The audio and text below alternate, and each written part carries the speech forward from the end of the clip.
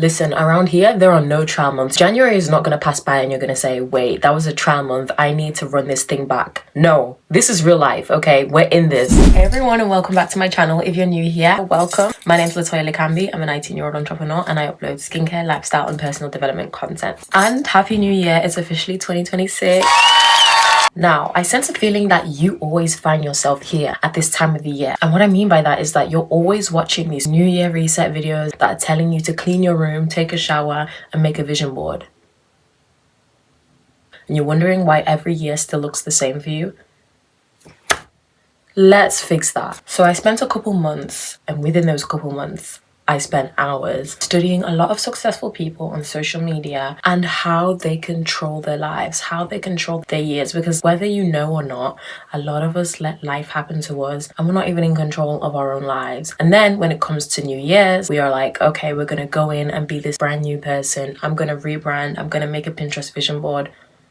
Throw the vision board out, throw the new gym membership pass out. Let's start from scratch. So the first thing I picked up within these successful people is that they plan thoroughly and effectively. That little vision board with those cute Pinterest photos and a picture of a Chanel bag and a Lamborghini is not going to cut it for you, sister. It's not going to cut it, okay? That is the reason why you're not achieving anything year in, year out. Lighting a candle, doing your hair mask before the new year starts, great. But that is not what is getting you from point A to point B in this new year. Cleaning out your room, giving it a reset, and then buying yourself a sweet treat after, great. Again, that is not taking you from here to that successful point by the end of December 31st, 2026. So the first main thing I realized about these successful people is that when I say they plan thoroughly and effectively, obviously visualization helps and it's very, very important. I use vision boards myself, but if you're just doing a vision board, it's not going to cut it. You need to put more time into the nitty-gritty parts of planning your year than the aesthetics and the pictures and the girl with the red bottom shoes sticking that on your vision board. You need to be writing. That is the nitty-gritty part of planning. And what I heard a specific successful entrepreneur say, I forgot her name, but she picks a specific day in December. Well, it's January now, so you're going to pick that day in January and sets that aside just for her goal planning. All you need is one day. You do not need to spend a week on vision board planning. That is not necessary. You need a specific day, not even a full day, a couple of hours to sit down and strategically plan your new year. And this is not just for you to plan how you want your year to look like or what you want to achieve. This is for you to plan your mindset. This is for you to prepare your mind for what you physically want to receive. And this is where a lot of people get left behind, because the first and most important preparation step you need to take is preparing your mindset. Whenever I hear successful people give mindset tips and mindset quotes or whatever, the first reaction people give is to shut off completely, and they say, well, I need some practical tips. You're always talking about the mindset. This is not practical for me. Everything starts in the mind first. The mind is the most powerful tool you have. Things happen in your mind before they happen in the physical. You cannot elevate to a specific point without the mindset to get there. You cannot handle the physical resources and the physical success that you dream of without preparing your mind first. And this is exactly why we've seen it time and time again, where people blow up overnight or people go viral and they lose that virality or they lose that success just as fast as they earned it, because you don't have the mental facility, you don't have the resources to attain that success. You don't just get to your point of success and everything is perfect and boom, it's a flat line, you've achieved everything. You're going to have to maintain that. So I'm going to show you how I effectively plan for my year, and I have been doing this for a couple of years now, and I'm going to insert results and you can just go through my life on social media and you can see those results speak for themselves. These are all the tools I use. This and my pen. And it's over, okay? It's over for everybody and everything. First thing I do, journal. I just have a plain notebook. I reflect on my attitude. I'm very, very observant, hyper observant, in fact. So I find the best thing to do about myself is write down my strengths. I write down my weaknesses, things I want to improve. I write how I feel. I write my affirmations in this journal everything. Me and this journal go together like 1 and 2, okay? The next thing I do is I use a planner. So you can use either a planner or you can use a plain notebook, so you can write as much as you please. But this is the planner I use. So this is the New Year Better Me planner. This is the planner that I'm using as for now for 2026. And I came up with this planner in 2023 and I've been using it every single year ever since. So what I'm going to actually show you instead of my 2026 planner is my 2025 planner. At the corner there it says 2025. I've been using this for 3 years straight now. You do have a vision board space because, as I said before, it is also important to visualize yourself and the success that you want. But before that, there's the nitty-gritty part, there's the writing. And this is the writing. You have a start date and end date. By the end of the year, I will be. Action steps for this year. New habits to cultivate. How am I going to achieve my goals? What I'm grateful for. And then a quote for the year. My quote for that year was that this is the year when my dreams become a reality. And that did happen. My new habits to cultivate were making my own opportunities, Bible study and constant prayer, playing keyboard. Kind of flopped on that, I'm not going to lie to you guys.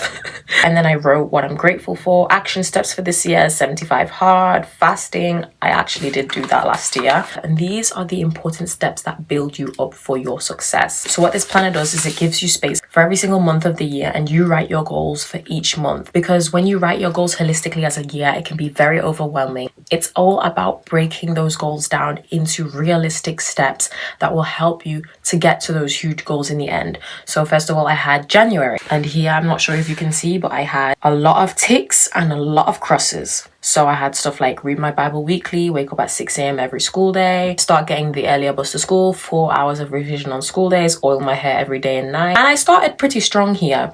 And what I did was at the end of the month, I go through the things that I did and the things that I didn't do, and I go over to the reflection page. So as I go over to my reflection page, which is the January reflections, I write down the things I'm grateful for this month and the things I need to work on and improve next month. For example, that month I could have put, I failed to read my Bible weekly, so I need to make more time in my routine to actually sit down and read my Bible weekly. And from there, that is how you start seeing visible progress in your life, in your day-to-day, month-to-month life, which ends up in you actually completing your annual goals at the end of the year. Fast forward to June now, when everything shifted, because sometimes in life things shift which you have no control over, but you need to make sure that you have planned in place so that even when things shift, you're not just reacting to life. You have things in plan. Obviously, we can't have things in plan for every single situation, but if you have yourself together and you have yourself planned, then most of the time you will be more okay and more equipped in that situation than your average person. So June, I had finished school. Now I had to adapt to a new routine, and honestly, life was kind of messy around this point. My waking up schedule, my room was a mess, everything was a mess. I had just finished my A-level exams, and in my June reflections, I put, I need to get back into my out of school routine and start going back to the gym again. Put the things I was grateful for, read my quote of the month, which is goal setting is the secret to a compelling future. And best believe, after that, I got straight back into my routine. When you make a vision board and then on top of that, you write things and you plan things, then you're more likely to do them. Then you're more likely to act. Now, the third planning tool I use, which I actually wish I would have used earlier, but there's no point in wishing, we're here now, is this planner. So this is the Personal and Professional Transformation and Success Planner. This is actually my mum's planner, and no words. It's a fantastic planner. Honestly, I wish I would have started using this earlier. So the way this planner is set out is more strategic in a way. At the start of the planner, you write your life purpose, your vision, and your mission. It also has space where you can put pictures for your vision board. Then you have your 10-year vision. In 10 years, I will be 29. Well, actually, now in 10 years, I will be 30. 30? 30. Okay. No, actually, I will still be 29 because it's just January. Whatever. And then you have space for your 5-year vision. In 5 years, I will be 24. Then you have your vision for this year, the things that you're grateful for this year, and then you have your personal goals for this year. So, for example, one of my personal goals is to speak intermediately in Spanish because I let that go last year, and also start learning French. And then you have your professional goals for this year. For example, one of my professional goals is to speak abroad this year, which actually I'm going to be doing. See how planning effectively helps you achieve goals? It helps you. Then you have a bunch of affirmations. I forgive myself now and always. I forgive others always. My strengths are my most valuable possessions required to excel and thrive in life. Then fast forward, what this planner does is it breaks everything down. So you have month 1, you have week 1, day one, and so on. This is how you plan effectively for the new year. This is how you end up seeing visible results in your life. This is how you avoid living year in, year out, feeling the same, living the same, or feeling as if you're making progress,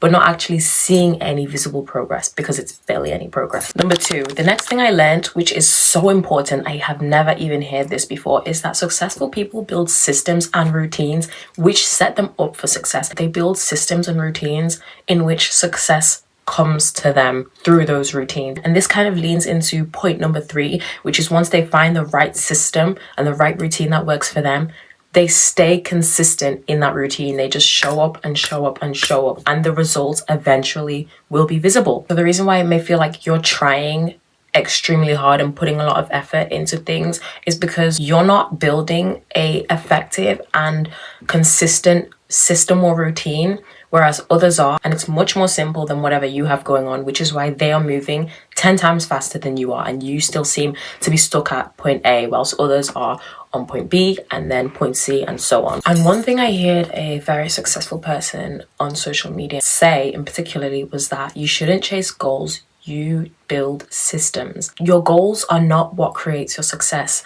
It's your systems, it's the routines that you create. Successful people have specific routines that they do consistently, and that is what produces their success. And now that you have planned effectively, you can then incorporate that plan into a system that works for you, into a routine that is effective for you. You've done the mindset prepping, you've done the prepping in theory and on paper, and now it's time to act that out practically, because we don't live in theory, we live in reality. Your goals are the destination. Your goals are where you want to be. Your goal is where you want to reach. But the system is the journey to get to the goal. The systems and the routines that you put in place determine how fast you get to your goals, how effectively you reach your goals, when you reach your goals, and these systems need to be practical. The reason why a lot of you aren't rising to your goals or reaching your goals despite having fantastic plans is because your routine and your system does not match the goals that you want to achieve. If your system does not align to those goals,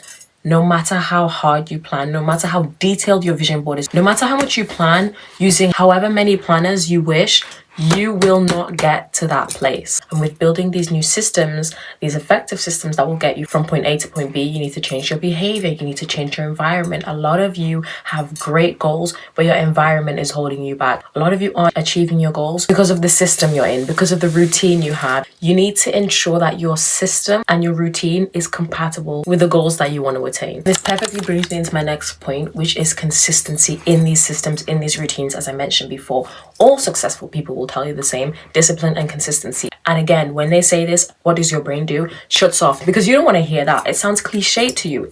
It sounds as if, oh, these successful people are just trying to stay at the top. They're not trying to help me out. You all say the same thing and do the same thing. I'm not falling for it. Blah, blah, blah. Maybe it's because they work. It's really that simple. Nobody's saying it's easy, but the principle of it is simple. You just need to show up, have discipline, and have consistency. Motivation and drive is not going to get you anywhere. And that's the thing that these New Year reset videos give you. They give you a boost of motivation. Or you see these girls sat in these aesthetic setups making their vision boards, and you're like, yeah, I need to get my life together. Making a vision board is not going to get your life together. Being consistent in the routines, the systems that you set up for yourself, the plans that you have made for yourself, that is what is going to make you successful. That is what is going to get you from point A all the way up to point Z.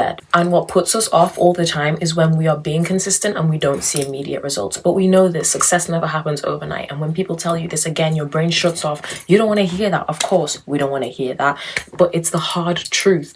So when you keep showing up, even when the results aren't showing immediately, you just need to show up regardless. That is how you are going to get from point A to B to C and so on. If you stop showing up, you will never know, or you will never get to see the day that should have been your breakthrough. And a real life example of this is I've owned my skincare business ever since the age of 13. I still haven't had in my own eyes my major breakthrough yet. And I have just showed up and showed up and showed up. And along the way, I have had so many different friends who have started so many different businesses, and they give up a few months in, they give up a year in. And now over the years, I see their business ideas trending. I see people in the same market as them flying, succeeding, thriving. And I just think to myself, if you would have just showed up a little bit more, that could have been you. But you decided not to. So don't let this be the year where you decide to not show up regardless. Keep showing up. And the thing is, there are billions of people on this earth. If you don't show up, somebody less talented,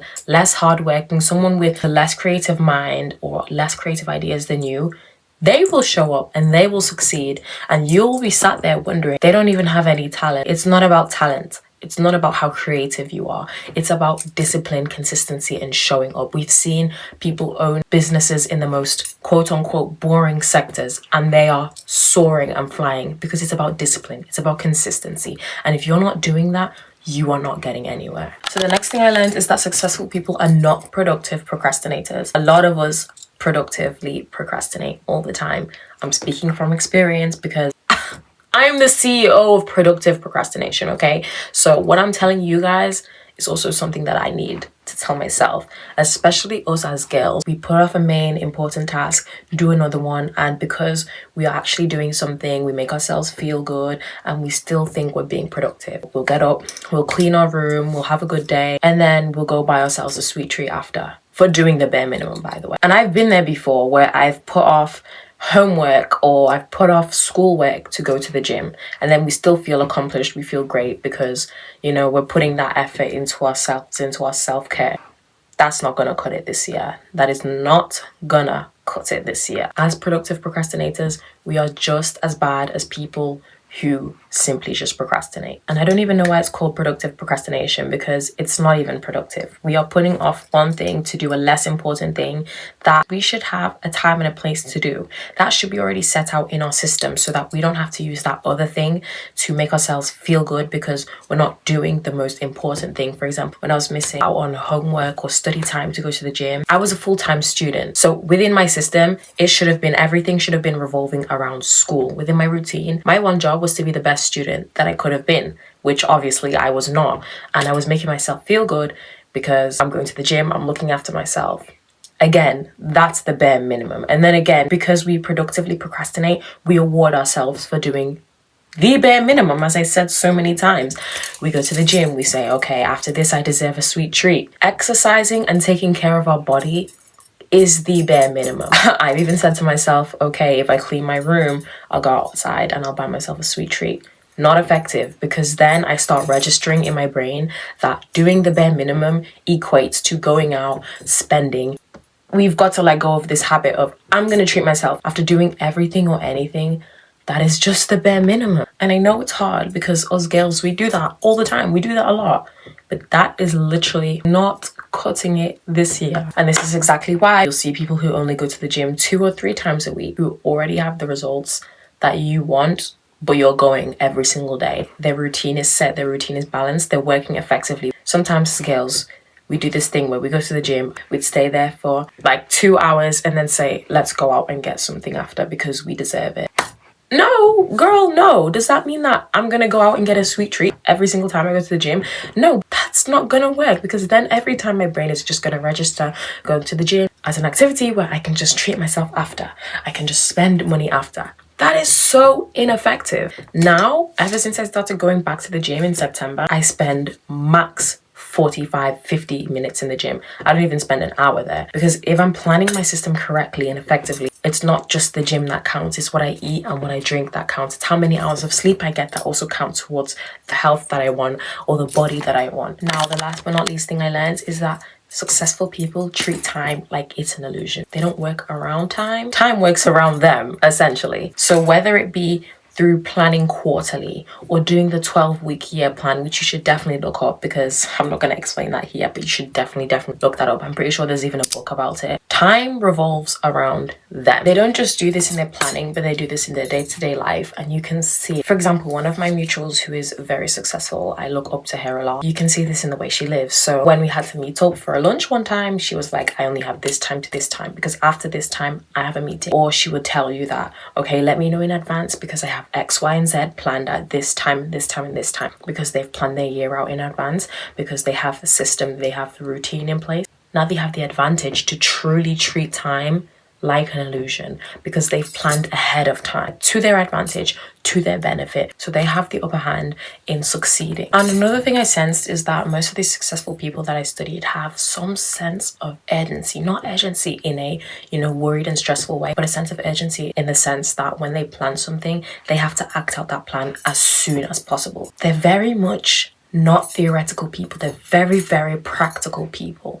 Very, very action-based people. As soon as an idea is brought to them or comes up to them, they want to implement that in their business, in their personal life, whatever it may be. As soon as they get a certain vision, they want to implement that. They're very quick in creating their visions into reality. And that allows them to complete way more than what we would usually complete across the whole year. From that, I observed that usually successful people, rather than measuring time in months, years, days, they measure their time in minutes. And that is exactly how they get so much done in little time, because they don't see the day as, morning, afternoon, evening. They measure their goals and their tasks to be done in minutes. So when I say treat time as an illusion, I'm not giving you the pass to say, oh, time is fake, it doesn't matter, we live on a floating rock, all that nonsense. What I'm saying is that treat your time as such a prized possession, yet an illusion, that time works around you. You don't let time define how much you can achieve within a specific amount of time. For example, you may have a certain task, and instead of saying, okay, this has to be done today, measure how much time it will take you effectively without burnout to finish that task.